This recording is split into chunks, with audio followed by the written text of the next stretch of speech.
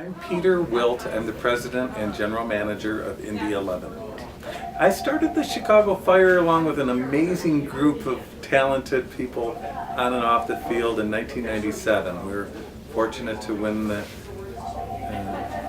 Major League Soccer Cup and the U.S. Open Cup in our first year in 1998, and continued to have some success over the years. I was there through 2005. We won Open Cups in 2000, 2003, and the year after I left, the team won again. I started 5 teams. The Minnesota Thunder had been around as an amateur team. When they turned professional, I started them in 1994. I also started the Chicago Red Stars, and I think it was 2009, the Chicago Riot, maybe 2011, 10. Lose track of them, I guess, and now Indy 11. I was looking for a team, right? I got a year or two without a team, and I was a finalist for the commissioner position when the North American Soccer League started, and did not get it, but the leadership of the league asked me not to go too far away because they wanted me in the league, and they introduced me to Ursal Ozdemir, who was considering bringing a team to Indianapolis, and I worked with Ursal for about 6 months before he hired me as a consultant to really delve into this market and see if it made sense for him to invest in putting a team here. I served as a consultant with Ursal for 4 months before we announced that we were going to go forward with a professional team in the North American Soccer League, and that announcement was January 16th of 2013, a little over a year ago. Yeah, the challenge was to prove that we're a credible organization. There were several attempts at professional soccer in the past in Indiana, and whether it was because the timing wasn't right, or the funding wasn't right, or maybe the vision wasn't right in some cases, it hasn't taken hold. So the challenge was to prove that the sport can be successful here. Because there's a lot of people pointing at those previous attempts saying that it can't be successful here. And it took significant investments, full credit to our ownership. Ursal really has a good vision and a commitment to make this work and to prove that it is credible.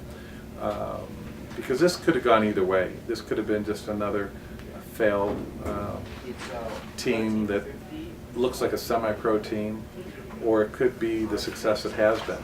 And that success is really on the shoulders of the people that were committed to it. And it starts with Ursal, but along those same lines, it's the Brickyard Battalion and the Indiana Soccer Association, and community leaders that really stepped up and supported this. It's gotten a feeling of bottom up, really a grassroots effort that people have taken ownership in. They feel like this is their team. And I think that's the key to any successful sports franchise or sports team, where the community feels a sense of ownership in them.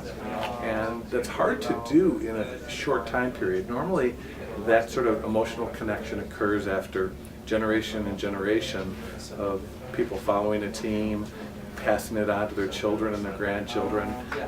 What's been special here is those emotional connections have been created in very short order.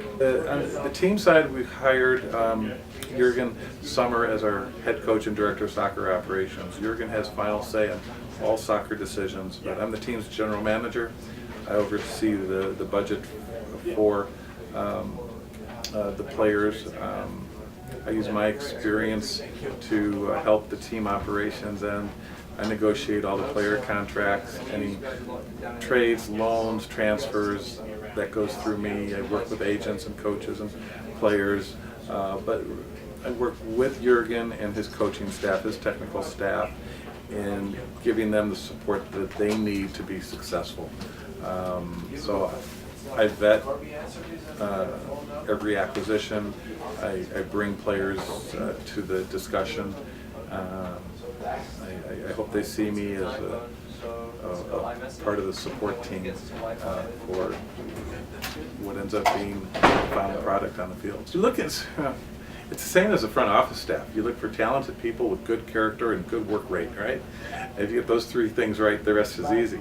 It's more than just having a group of talented players. They have to work well together. They have to have a certain chemistry where they're supporting each other. And that's a very tricky part, because on video you can see the skills a player has. Sometimes it's harder to tell what their personality is, their character is. So a lot of research goes into it. You talk to a lot of people.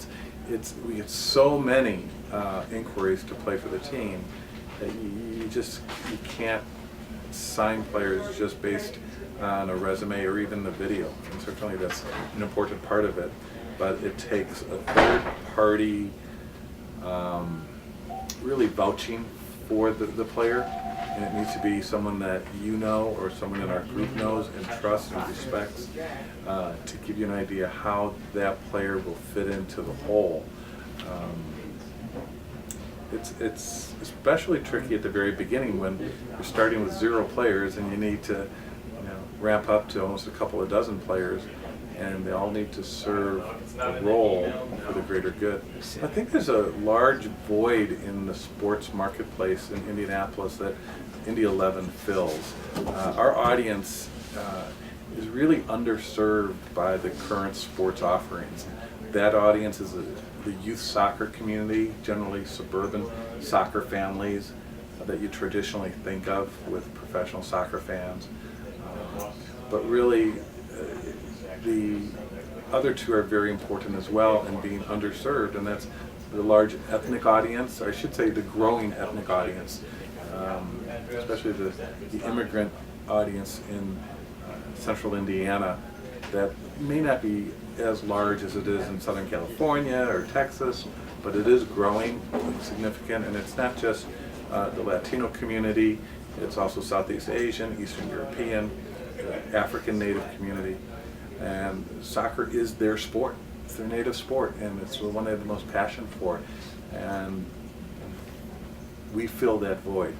The third audience may be the most important, and that's the young adult audience. It's the millennials, 18 to 34. The kids that grew up playing soccer, now they're adults. They have a passion for the sport, not just because they played the sport, but because they follow it on television, on the internet. It's very accessible now, much more so than it was even 5 years ago. 24-hour soccer networks, the internet, they all have their favorite teams in Europe that they follow, and they want a local team that they can feel connected to. And they didn't have that in the summertime as much. Maybe they are connected to the Colts or the Pacers now that they're coming back, but during the time frame we're talking about, in the spring, summer, fall, they, for the most part, didn't have that connection with the Indians. The Indians minor league team, baseball team here, is very popular in terms of attendance, but it seems to be more of a social outing rather than a connection emotionally, because the players come and go. If they're good, they'll move on to Pittsburgh in the major leagues. If they're not so good, they're gone in a year.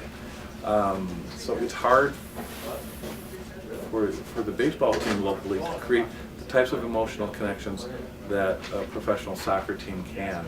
So I think we fill that void that existed before we were here.